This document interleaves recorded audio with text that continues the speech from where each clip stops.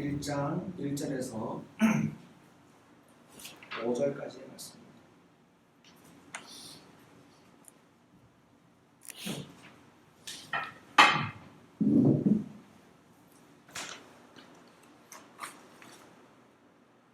네.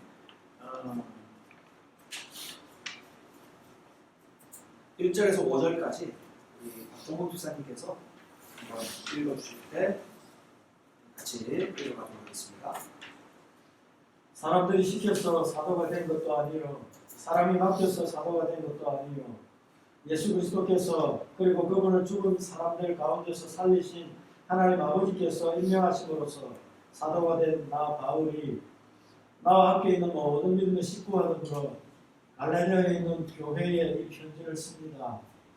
우리 하나님 아버지와 우리 아버지 하나님과 주 예수 그리스도께서 내려주시는 은혜와 평화가 여러분에게 있기를 빕니다. 예수 그리스도께서는 하나님 우리 아버지의 뜻을 따라 우리를 이 악한 세대에서 건져 주시려고 우리의 죄를 대속하기 위하여 자기 몸을 바치셨습니다. 하나님께 영광이 영원 무궁하도록 있기를 빕니다. 아멘. 네. 사람이 아니라 하나님으로서, 사람이 아니라 하나님으로서 라는 제목으로 제가 묵상한 말씀을 나누도록 하겠습니다. 여러분 갈라디아서 묵상 어떠셨습니까? 갈라디아서는 창세기 우리가 몇 달간 살펴보았던 창세기 말씀과는 형식이 달라서 좀 어려웠지 않으셨을까? 네, 갑자기 본문의 형식이 바뀌어서 좀 어렵지 않으셨을까 생각합니다. 갈라디아서는 편지글입니다. 편지를 그리기 때문에 인사와 함께 보내는 사람과 받는 사람이 드러납니다.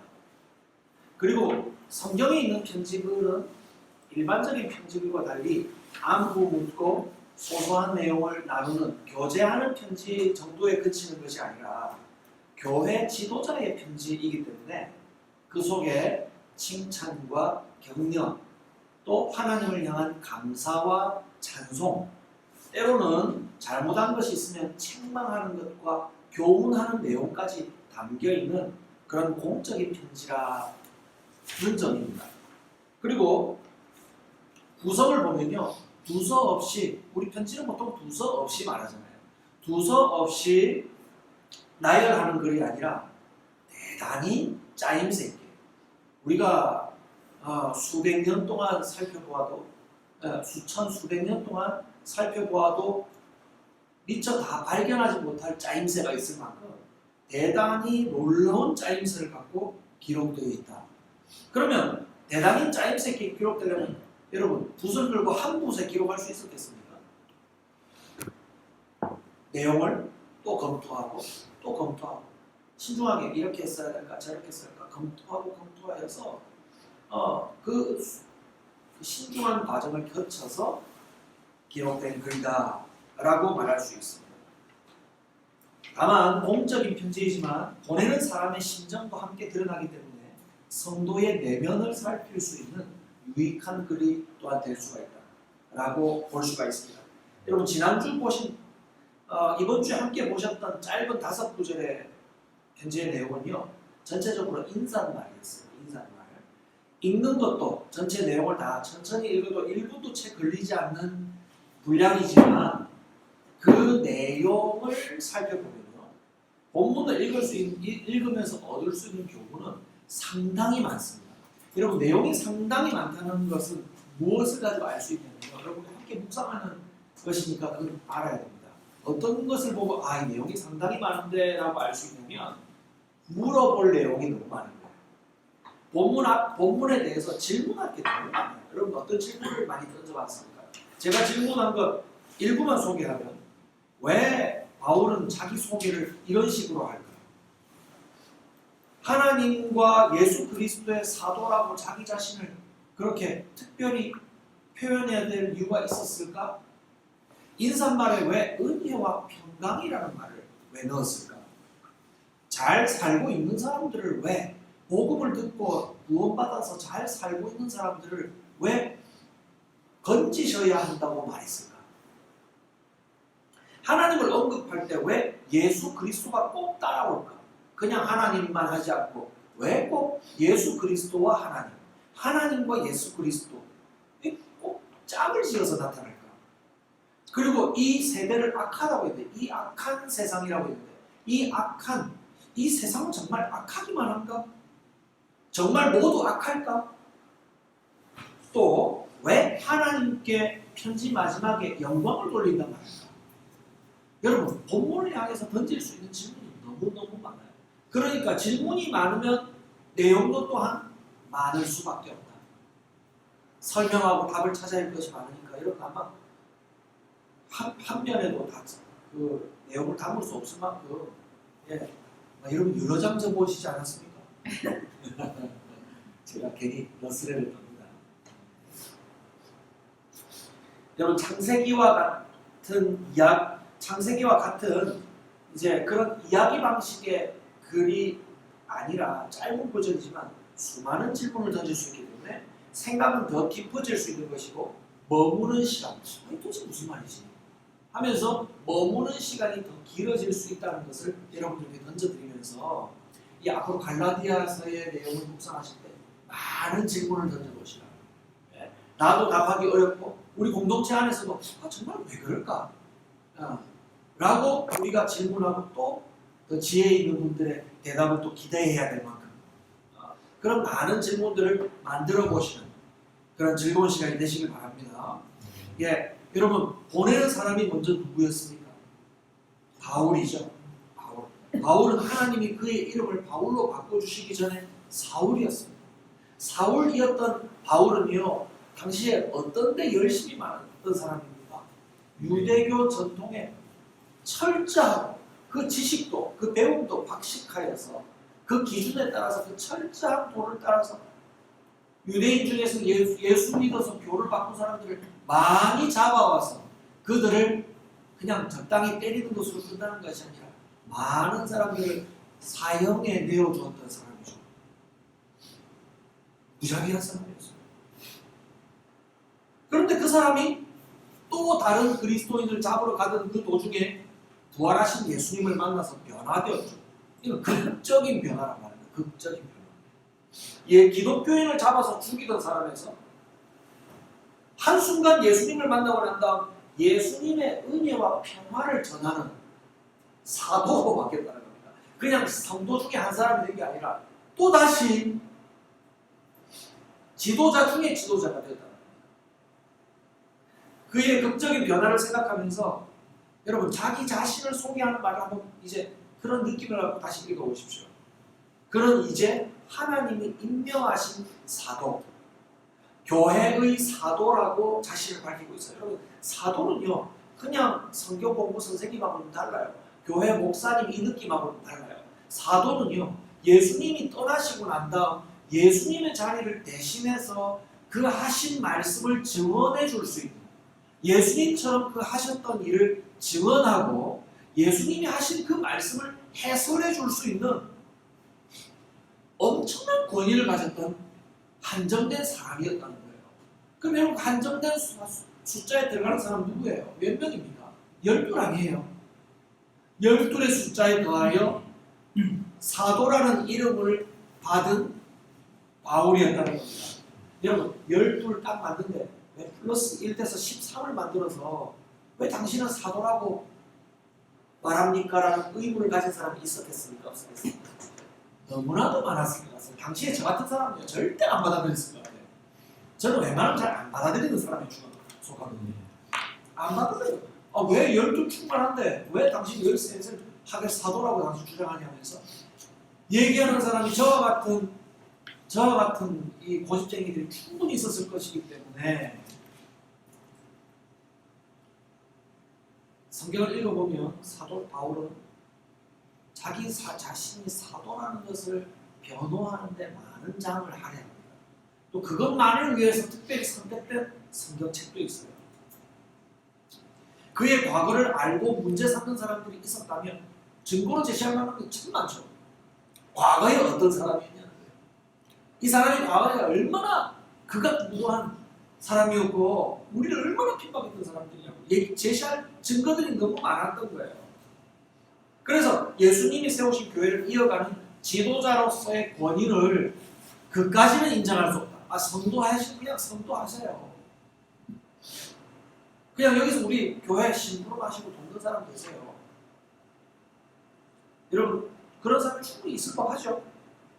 바울 자신이 내가 그 다메섹으로 가던 도중에 부활하신 예수님을 내가 만났습니다라는 그 생생한 간증을 하고, 그리고 그 곁에 섰던 사람들, 함께 있었던 사람들이 그의 내용에 대해서 증언을 해줄 수가 있고, 또 사도와 버금갈 만한 그 주변의 제자들도 그 바울의 변화에 대해서 충분히 얘기해 줄 수 있을 만했지만, 그의 흉악한 과거를 문제 삼아서 그의 사도됨을 문제 삼으려는 시도가 많았을 것이라는 것은 다른 서신서를 통해서 많이 알 수가 있어요.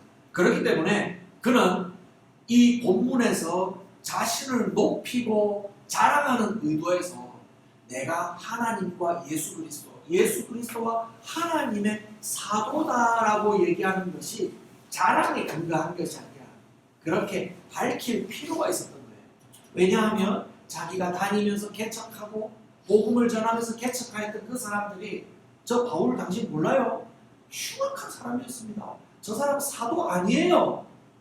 라고 말하는 사람이 있었을 때에 그가 먼저 전했던 복음의 말씀을 듣고 이제 그 복음의 말씀에 열심히 받고 신앙생활을 하려고 했던 과거에 예전에 있었던 그 생활 습관을 버리고 순수한 복음을 위해서 살아가려고 했던 그 사람들이 바울이 전해준 게 사실이 아니란 말입니까? 그럼 우린 더 뭘 해야 됩니까? 라고 하면서 본래 들었던 복음을 떠나서 복음을 떠나서 다른 복음을 찾게 되는 그 잘못을 바로 잡으려고 제가 사도 맞습니다 라고 얘기해야 했다는 거예요. 그가 전하였던 복음에 대한 성도들의 믿음이 약해지는 것, 혹은 이미 약해져 버린 것을 바로 잡으려고 애쓰는 것, 그것이 오늘 갈라디아서 인사말의 시작이라는 겁니다. 자기를 드러내려고 애쓰는 게 아니라, 저는 읽을 때 왜? 낯짝도 두껍지 왜 자꾸만 자기를 저렇게 제가 사도입니다. 하나님으로부터 직접 받은 사도입니다. 라고 왜 자꾸만 낯뜨겁게 얘기하지? 우리 그 유교적인 관습에서는 자기 자신을 자꾸 이렇게 드러내고 자랑하는 것은 저 사람 조금 매너가 좋지 않다 라고 받아들이지는 것 아니겠습니까? 그러나 자기를 드러내려고 애쓰는 것이 아니라 본문 속에서 명확하게 드러나듯이 은혜와 평화를 주시는 분이 하나님과 예수 그리스도시고, 우리를 건져주신 것도 하나님 뜻과 예수 그리스도를 통해서 된 것이고, 자신보다 하나님과 예수 그리스도께서 하신 것을 더욱 높이고 드러내고 있다는 것을 우리 본문에서 반복적으로 살필 수가 있었습니다. 더 웅장하게 인사말을 맺을 때에 5절에 영광이 하나님 아버지께 세세토록 있습니다 라고 하나님의 영광을 높이면서 뚜렷이 이 인사말의 목적을 밝히고 있다는 겁니다.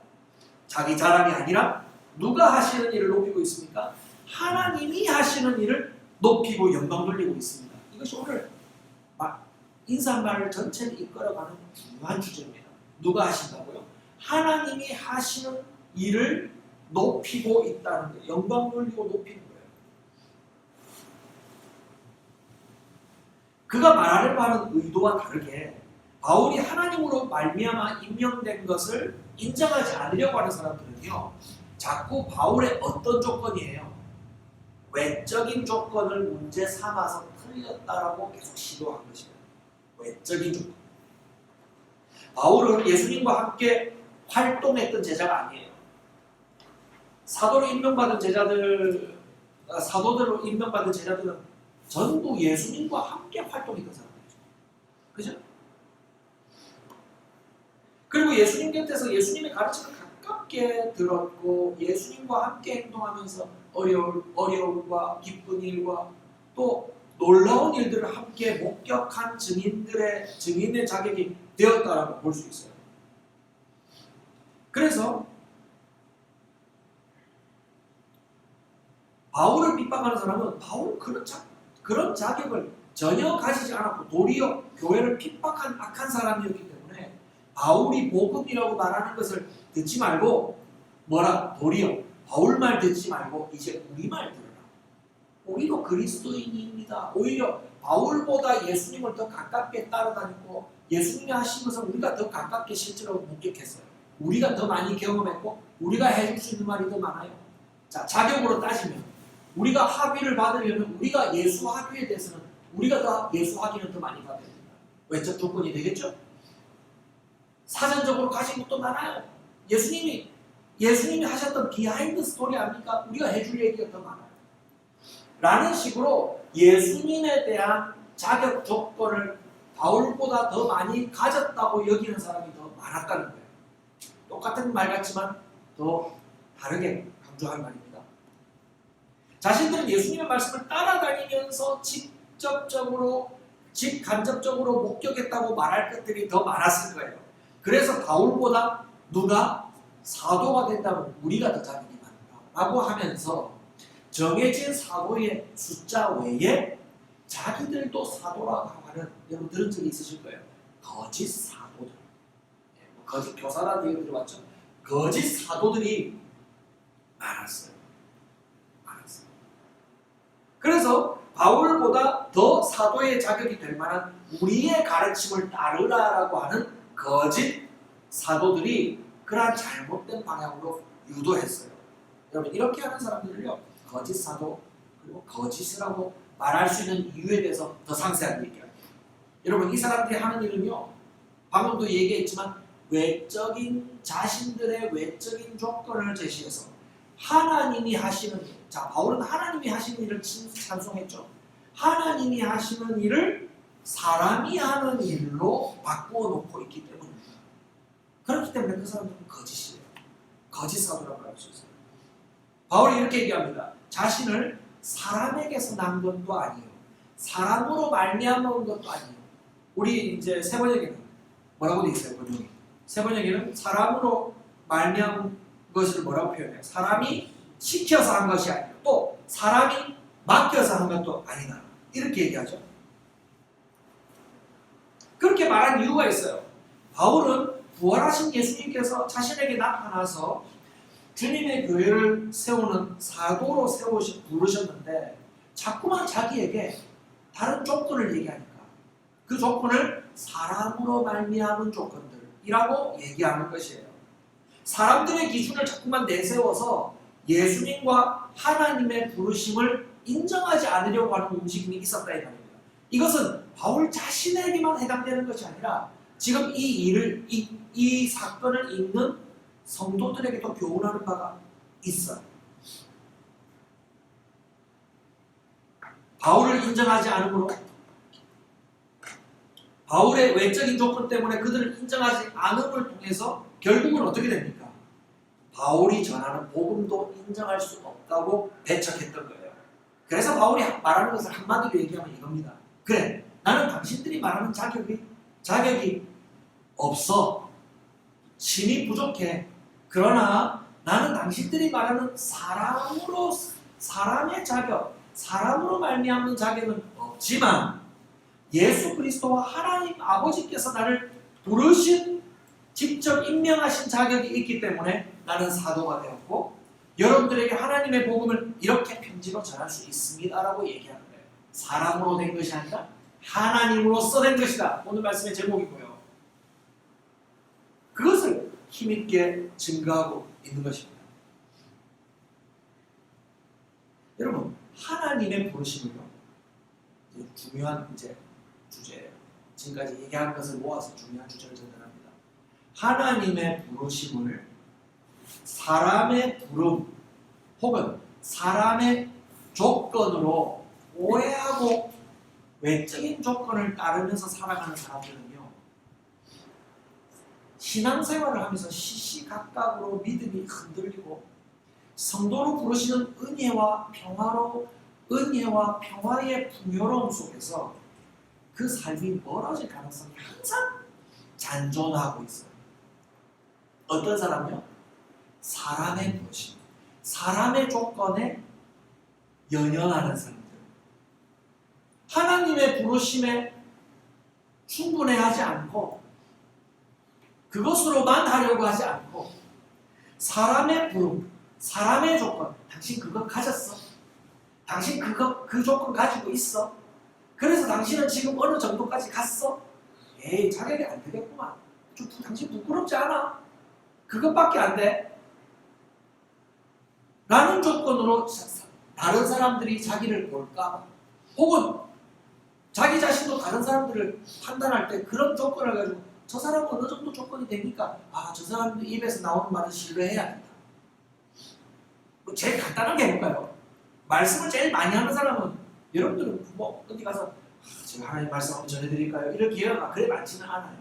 간략하게 제가 복음 말씀 전해드릴게요. 이런 일이 많이 있지만 너스레를 떠나서 제가요 교회 선생인데요 제가 하나님 말씀 한번 해설해 볼까요? 한번 들어보십시오 라고 얘기할 때 여러분 객관적인 사람 입장에서 누구의 말을 더 많이 신뢰합니까? 일반적으로 저 목사님은요 10만 교회의 성도예요. 교인이 10만 명이래요. 요즘 어느 교회가 그렇게 되는지 모르겠어요. 순복음교회는 얼마나 됐어요? 아유 그분의 입에서 나오는 말은 신령할 거예요. 자격이 되잖아요. 또 어떤 사람은요 교인 수 말고 박사가 3개, 4개 있답니다. 석사는 셀 수도 없어요. 손가락이 부족해서 셀 수도 없어요. 너무너무 박식하고 지식이 그럼 저분의 입에서 나오는 말은 한번 귀담아 들어봐야겠습니다. 그 사람이 가진 학식, 또 외적인 조건 저 목사님은요 성실하게 일해가지고 또 뭐 어떤 다른 조건들도 갖다 붙일 수 있겠죠. 그래서 저분의 말에서 입에서 나오는 것은 더 믿을만하고 신뢰해요. 그 사람의 인격이나 이런 것을 생각하면서 우리가 좀 더 귀 기울이게 되는 분들이 때로는 있을지는 모르겠어요. 그러나 여기서 말하는 사람이 제시할 만한 조건이라는 것은 어떤 것인지 한번 여러분 생각해 보십시오. 하나님의 부르심을 우리가 참 아름답구나, 위대하구나, 참 볼만하구나, 훌륭하구나 라고 생각할 만한 사람의 조건을 가지고 그 외적인 조건을 따르거나 또 다른 사람들이 자기를 그렇게 그러한 기준으로 자기를 평가해 주기를 바라는 사람은요 여러분 수시로 믿음이 흔들리고요. 하나님으로서만 받게 되는 오늘 말씀의 제목처럼 사람이 아니라 하나님으로서만 받게 되는 그 은혜와 그 평화, 하나님만 주실 수 있는 은혜와 평화의 풍요로움 속에서 멀어질 수밖에 없어요. 예수 믿는데 내 삶은 왜 이렇게 우울하고 슬프지? 내 삶은 왜 이렇게 영적인 상태로 황폐하지? 다 뭐의 문제입니까? 자기 자신의 문제입니다. 하나님으로서만 은혜롭고 풍성함을 누리지 못한다는 거예요. 저와 여러분들의 믿음이 약해지고 하나님이 우리에게 허락하신 은혜와 그 평화의 풍요로운 삶에서 멀어졌던 순간들을 여러분 많이 갖고 있으니까 한번 나열해보세요. 쭉 한번 나열해보세요. 어떤 때였는지. 예수님을 통한 하나님의 완전하신 구원과 우리를 성도로 부르셔서 하나님의 말씀으로 살게 하신 그 풍요로운 삶을 뭘로 바꾸어 놓았을 때 사람들이 중요하게 생각하는 자격, 조건, 그리고 그것으로부터 오는 인정, 또 뭐 따라옵니까? 인정하면 와 훌륭하다, 칭찬하면 뭐가 따라옵니까? 칭찬도 일종의 보상이거든요. 다양한 보상들. 저분은 훌륭하니까 월급을 많이 드려야 돼. 상을 많이 드려야 돼. 사진을 많이 찍어서 나열해 드려야 돼. 선물을 많이 해야 돼. 제가 나열한 순서가 나름 생각한 겁니다. 자격, 조건, 인정, 칭찬, 보상. 무엇을 이걸로 바꿔놨다고요? 하나님의 은혜와 평화라고 하는 그 풍요로운 하나님의 그 허락하시는 결과를요. 사람들이 중요하게 생각하시는 그런 자격, 조건, 인정, 칭찬, 보상으로 바꾸어 놓았을 때 그때 우리의 믿음이 약해지고 흔들리면서 하나님 우리에게 성도에게 허락하신 그 풍요로운 그 성도의 삶에서 우리는 멀어져서 황폐해지더라는 겁니다. 난 못 살겠다. 여러분, 은혜와 평화는요, 사람이 제시하는 조건에서 단 1도 취할 수가 없습니다. 마르틴 루터의 표현을 빌리면 머리칼 하나도 구부러지게 할 수 없다고 합니다. 사람의 조건을 가지고는요, 머리칼 하나도 구부러지게 할 수 없을 만큼 하나님이 우리에게 허락해 주시는 은혜와 평화를 전혀 주지 못합니다.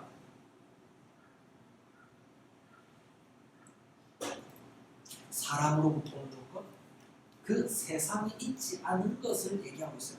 갈라디아서 1장 3절 우리가 읽었던 말씀에 이렇게 얘기하죠. 우리 하나님 아버지와 주 예수 그리스도로부터, 하나님 아버지와 또 짝으로 나옵니다. 나중에 우리 지혜 응답할 때 설명할 기회가 있으면 설명하겠습니다. 주 하나님 아버지와 주 예수 그리스도로부터 은혜와 평강이, 누구로부터요?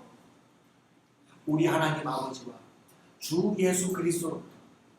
여러분, 이거는 어렵지 않으니까 외울 수 있잖아요.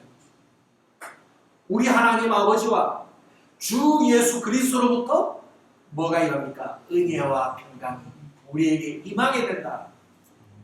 오늘 한 맥락이에요. 사람으로서가 아니라 하나님으로서. 은혜는 어떻게 임하는 것입니까? 은혜는 죄를 없이 하는 하나님의 선물이에요. 평강은요, 죄로부터 더 이상 공격받지 않아서 임하게 되는 양심의 평화예요. 은혜는 죄를 없이 하시는 하나님의 선물이죠. 평강은 죄로부터 더 이상 공격받지 않는 양심의 평화죠. 여러분, 그러면 사람에게서 온 것은요, 이런 은혜와 평화를 전혀 주지 못합니다. 해설해서 풀어볼까요? 여러분, 사람에게서 온 것을 가지고 죄를 없이 할 수 있나요? 아무리 많은 보상을 해보십시오. 세상에서 온 것을 가지고 아무리 많은 보상을 해보십시오. 여러분, 죄를 없이 할 수가 없습니다. 그러므로 은혜는 머리칼 하나를 구부릴 수 없을 만큼이나 아무런 영향을 줄 수가 없다는 거예요. 여러분, 죄를 해결할 수가 없는데 죄 지은 자의 양심을 해결할 수가 있습니까? 그럼 평화가 임할 수가 없어요. 평화가 임할 수가 없어요. 저 이 말씀을 듣고 마음이 얼마나 안심이 되는지 몰라요. 물론 기억이 다 나지만 옛날에 참 부끄러운 잘못한 거 생각할 때마다 제가 자주 들은 표현을 입으로 킥 하잖아요. 자다가 갑자기 생각이 나거든요. 내가 왜 그 잘못을 했을까? 내가 그 잘못을 해서 다른 사람들에게, 그 사람들도 나한테 잘못한 것이 많지만 내가 왜 그런 부끄러운 행동을 했을까? 라고 하는 그런 잘못들이 떠올리고, 여기서 제가 입에 다 담을 수 있는, 제가 충분히 포장한 거거든요. 끄집어서 내면 여러분, 어이구, 목사님 정말 그런 사람이었어요. 우리 그만 만납시다. 할 만큼 제 속에는 더럽고 흉악한 것들이 많이 있고 있어 왔고요. 도무지 평화가 임할 수가 없는 거예요. 제가 이만큼 흉악하고 이만큼 지저분하고요. 나쁜 사람이에요. 그런 사람에게 어떻게 평화가 임할 수 있습니까? 죄를 없이 하시는 하나님의 은혜가 내 양심을 떨어주시기 때문에, 완전히 해결해 주시기 때문에 그로 인한 평화가 내게 임하게 된다는 거예요. 그러면서 여러분, 세상이 줄 수 있는 것은요, 걱정 또 양심의 평화를 이룰 수 없기 때문에 찾아오는 것은 걱정, 두려움밖에 없어요. 은혜와 평화가 아니라 반대로 걱정과 두려움밖에 없어요. 사람의 조건을 앞세우는 것은요, 이처럼 죄와 심판과 걱정과 두려움을 이기지 못하기 때문에 하나님으로서가 아니라 사람으로서 온 것을 가지고 자기 자신을 평가하거나 다른 사람을 평가하려고 하는 그러한 시도들은요, 모두 실패해요. 어떻게? 죄에 대해서 실패하고 심판에 대해서 실패하고 걱정과 두려움을 이기지 못하기 때문에 하나님의 부르심을 사람의 조건으로 바꿔놓는 사람을 여러분 뭐라고 불렀어요? 거짓이다. 그것은 딱 마귀가 좋아하는 짓이다.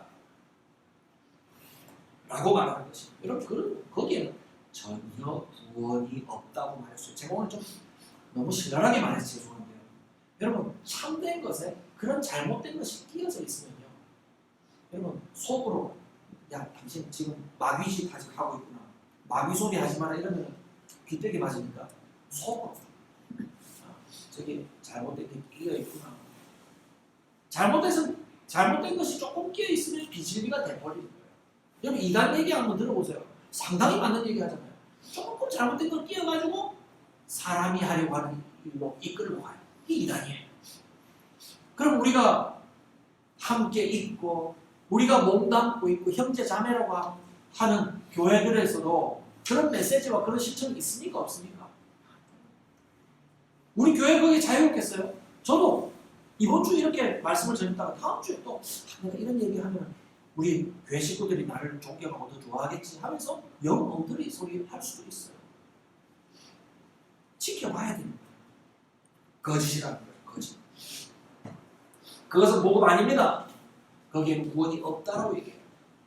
문제의 핵심은 하나님으로서 된 것을 사람이 하는 것으로 바꾸어 놓은 것입니다.